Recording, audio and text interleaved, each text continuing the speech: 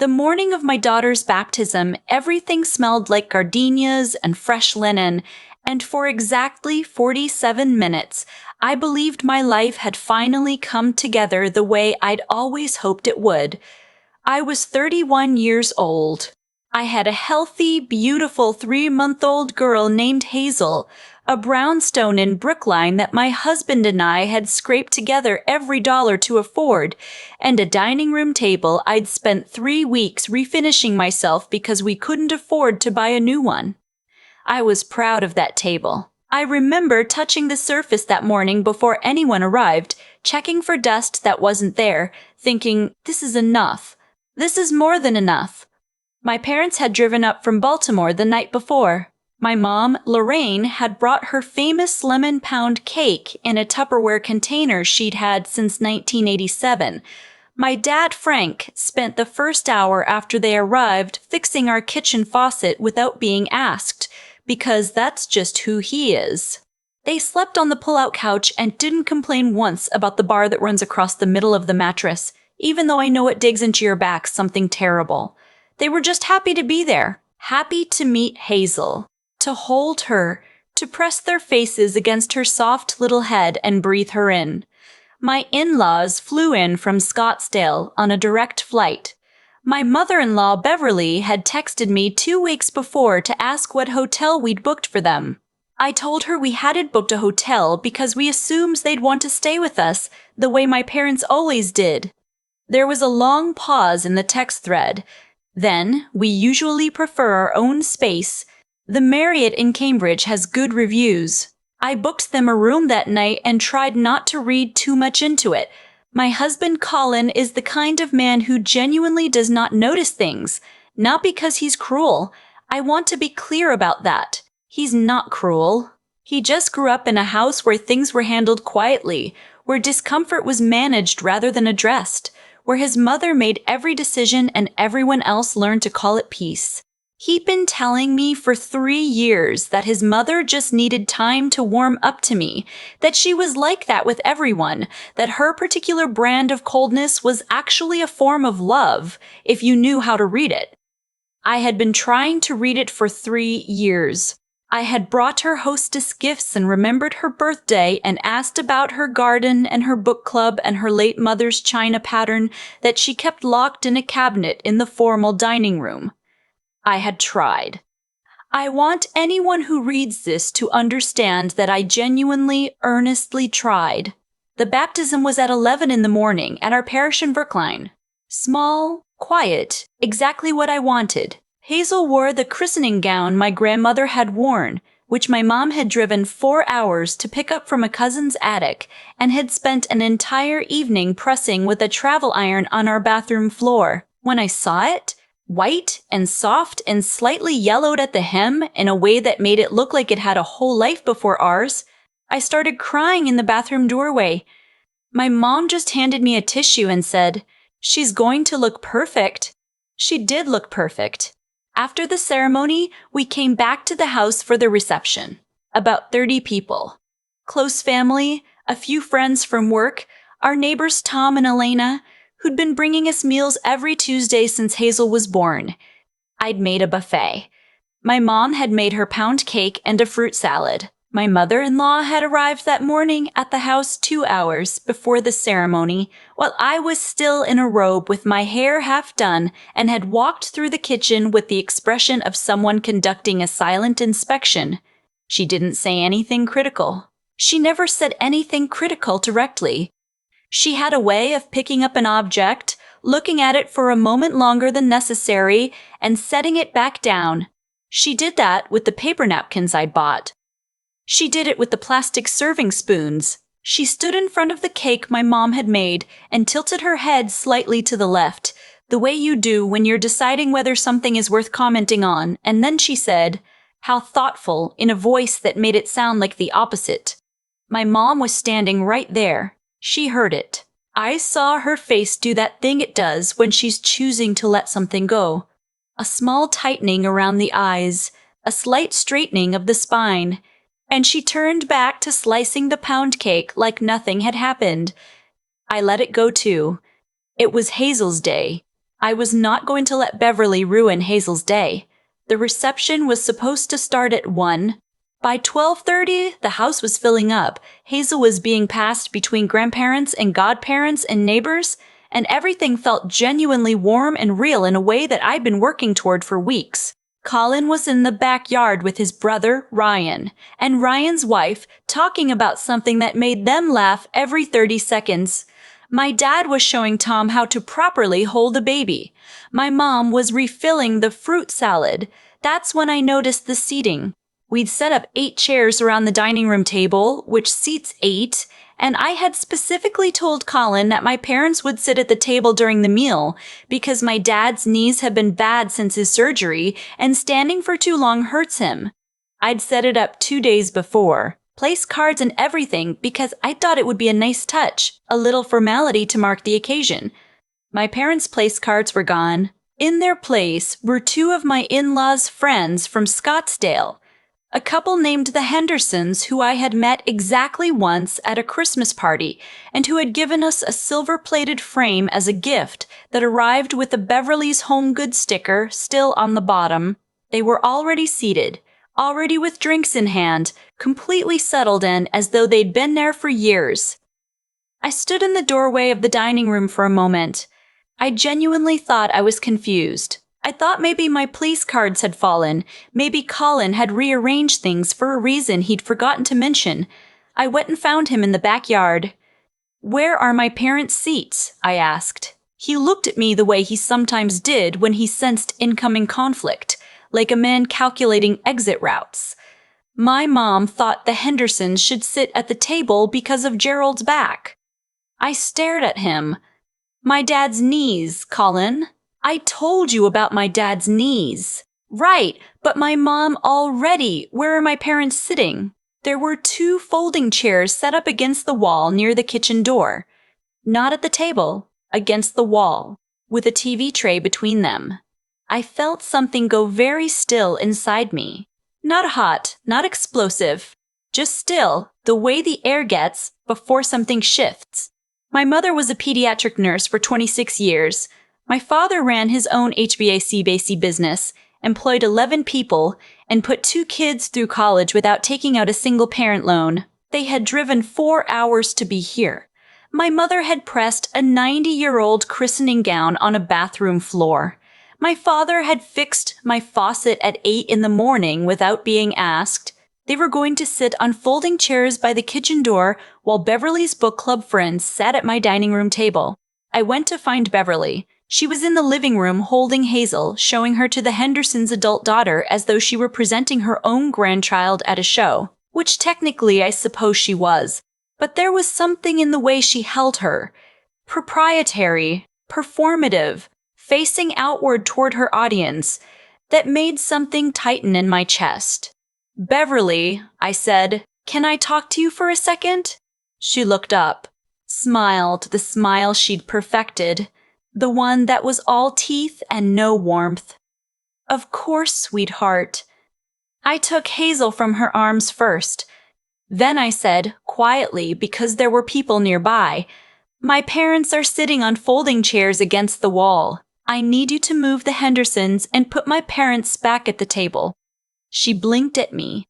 Then she said with a kind of patient, bewildered tone, as if I were a child misunderstanding something obvious, "The Hendersons have been traveling since yesterday.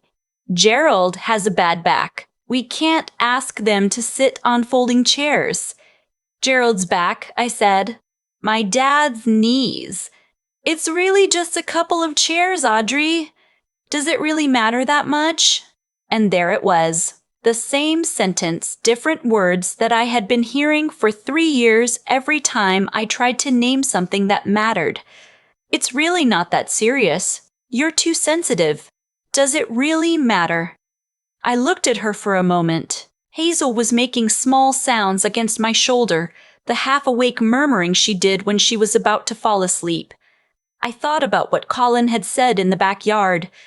I thought about my mom's face in the kitchen, that small tightening around her eyes. I said, "You're right. It doesn't matter. Enjoy the party. and I went to find the microphone. We'd rented a small wireless mic for toasts because our house doesn't carry sound well, and I'd wanted everyone to be able to hear.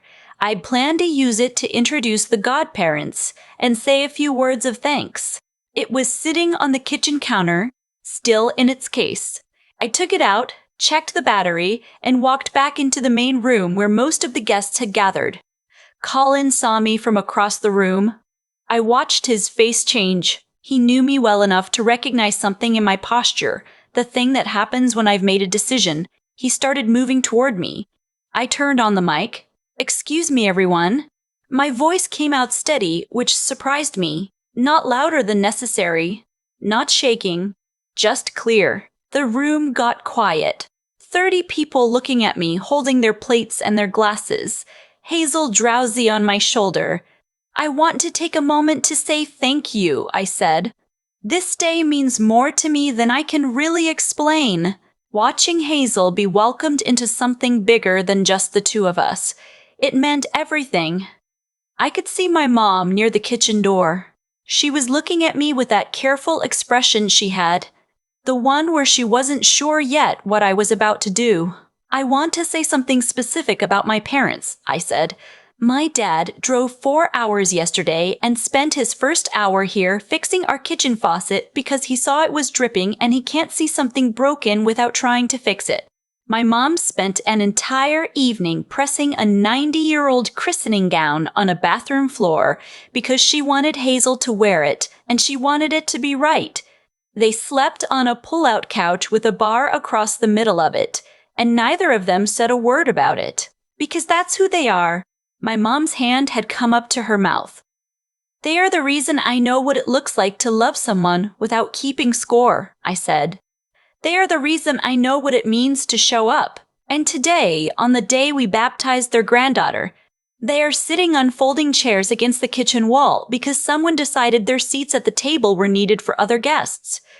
The room was so quiet I could hear the refrigerator hum, so I'm going to ask the Hendersons, who I know are lovely people, and I'm sorry for this, to please take the 2 chairs near the kitchen, and I'm going to ask my parents to please come sit at the table, because this is their grandchild's baptism, and they are going to sit at the table. I turned off the mic. For about 3 seconds, nobody moved. Then Tom, my neighbor Tom, who had been bringing us meals on Tuesdays, Tom, who my dad had been showing how to hold a baby an hour ago, started clapping. Not sarcastically, just clapping. And then a few other people did too, and then the Hendersons, who I genuinely think are decent people who had no idea any of this was happening, stood up from the table and Harold said, of course, in a way that suggested he'd been slightly uncomfortable about the whole thing anyway. My dad was already shaking his head, saying it was fine. They didn't need to make a fuss. My mom was crying, which made me start crying, which woke Hazel up and made her start crying, which made the whole room laugh softly in a way that released something.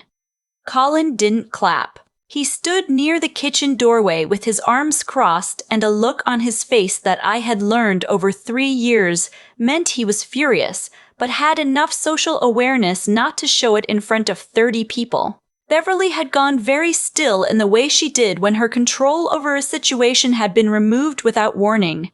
She was still holding her glass of sparkling water. She didn't say anything. The party continued. My parents sat at the table. My dad had seconds of the pound cake. Hazel fell asleep on my grandmother's christening gown in the portable bassinet we'd set up in the corner, and people took turns sneaking over to look at her the way you do with a sleeping baby, quiet and reverent, like she was doing something miraculous just by existing. The Hendersons left early. Beverly left 20 minutes after them saying she had a headache, touching my arm on the way out in a way that was technically a gesture of warmth, but communicated something else entirely. Ryan and his wife helped me clean up. Nobody mentioned what had happened, which I think was its own kind of grace.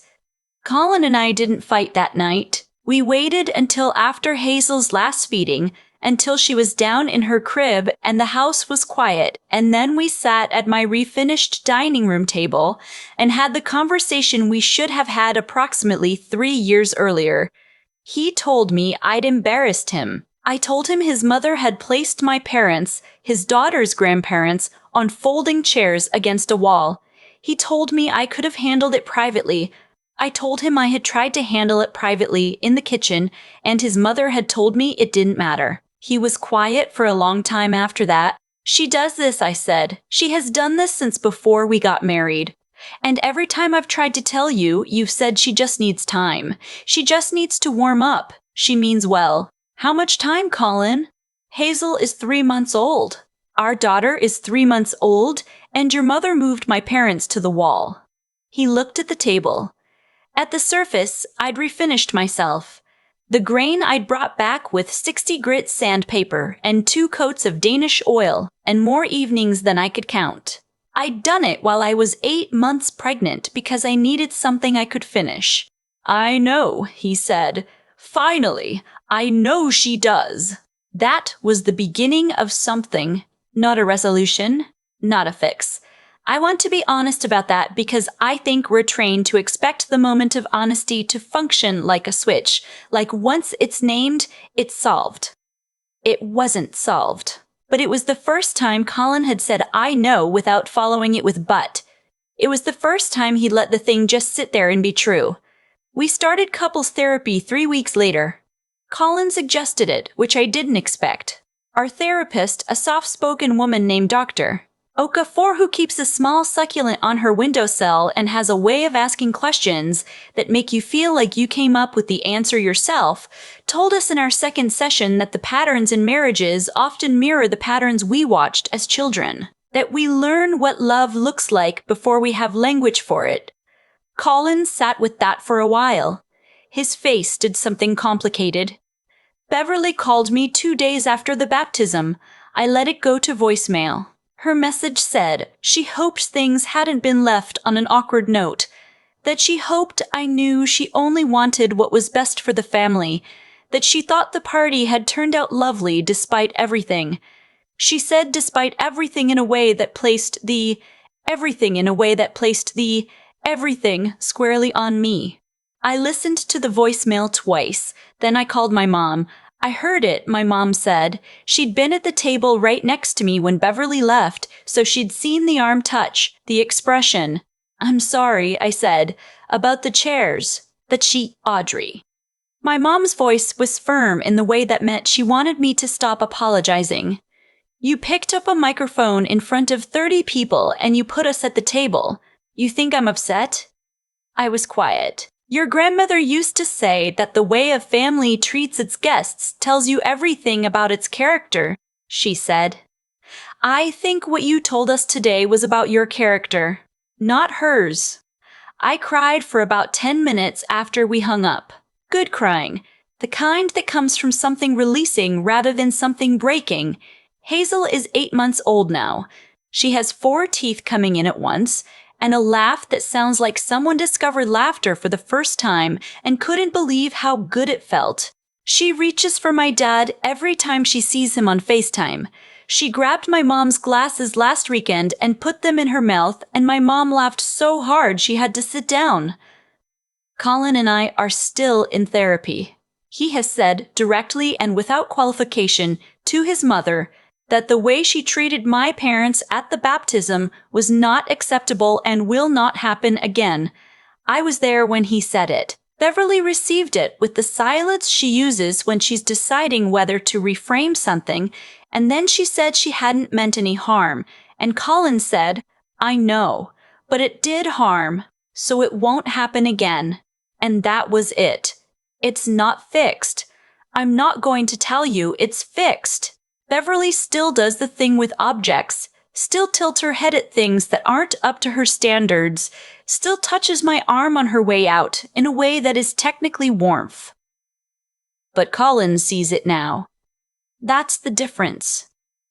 He sees it and he doesn't call it peace. My dad's knees are better since his cortisone shot last month. He and Tom have started texting about baseball, which I find genuinely delightful. My mom is already asking about Hazel's first birthday cake, whether I want lemon or chocolate, going back and forth in a way that means she's already made up her mind but wants to make me feel like I decided. I keep thinking about that morning. The gardenias, the linen, the 47 minutes before I went into the dining room and saw the place cards missing. The way the day could have continued on its perfect track if I just let it go, the way I'd let so many things go for so many years in the name of keeping the temperature down. I don't think about that as a mistake anymore, all that letting go. I understand why I did it. I understand why I loved my husband and I wanted his family to love me, and I believed for a long time that accommodation was the same thing as grace. I know now that they're different. Grace is a choice. Accommodation is sometimes just fear, with better posture. I picked up the microphone. My parents sat at the table. Hazel slept through the whole thing in her great-great-grandmother's christening gown, unbothered, dreaming whatever 3-month-olds dream about. That's the story. That's all of it. And if you asked me whether I'd do it again, I wouldn't even have to think. I keep coming back to the moment Beverly said, "Does it really matter?" Because the answer I gave her in that moment, "You're right, it doesn't matter," was the same answer I'd been giving for 3 years. And every time I said it, something small inside me believed it a little more. That's how it works. Not all at once. Just slowly, one surrendered moment at a time, until you've accommodated yourself so far from your own instincts that you don't recognize the distance anymore. What I've learned is that the way we treat people who have nothing to offer us socially, no status, no usefulness, no audience, is the most honest thing about us. Beverly didn't move my parents to the folding chairs because she was cruel in some calculated way. She moved them because, in her framework, they simply didn't count enough to hold a seat at the table. That's not a personality flaw. That's a failure of character. And character, I've come to believe, is the thing you either build deliberately or let erode quietly. One small decision at a time. My dad fixed our faucet at 8 in the morning without being asked. My mom pressed a 90-year-old christening gown on a bathroom floor the night before. They drove 4 hours and slept on a bad mattress and never mentioned it. That is what it looks like when someone has spent a lifetime building something inside themselves. A kind of goodness that doesn't need an audience, that shows up the same whether anyone is watching or not. I grew up thinking that was just how people were. I know now it's something they chose over and over in small moments nobody saw. When I picked up that microphone, I wasn't being brave in the way people mean when they say brave, like it was effortless, like I wasn't terrified. My hands were shaking. I genuinely did not know what would happen. I just knew that the alternative was going back to the kitchen, resetting my face and letting my parents sit against that wall for the rest of the afternoon. And I had finally, at 31 years old, reached the point where I understood what that choice would cost. Not just that day, over a lifetime of days. There's something I want to say about Colin, because I think his part of this story matters. He didn't clap. He stood in the doorway with his arms crossed, and I know it cost him something to hear what I said in front of his friends and his mother. But 3 weeks later, he was the one who suggested therapy. He was the one who sat across from his mother and said, without qualification, that it wouldn't happen again. That took something, a willingness to look clearly at what he'd been calling peace and name it for what it actually was. I think that kind of clear-seeing, the ability to examine your own patterns without defensiveness, is harder than most people admit. It's also the only way anything actually changes. Hazel doesn't know any of this yet. She slept through the whole thing in her great-great-grandmother's gown. But someday, in whatever way these things are transmitted, through the way I speak about my parents in front of her, through the things I refuse to let go unchallenged, through the example of a father who learned to see more clearly, she'll know what I believe about who deserves a seat at the table. I hope she never needs a microphone to say it.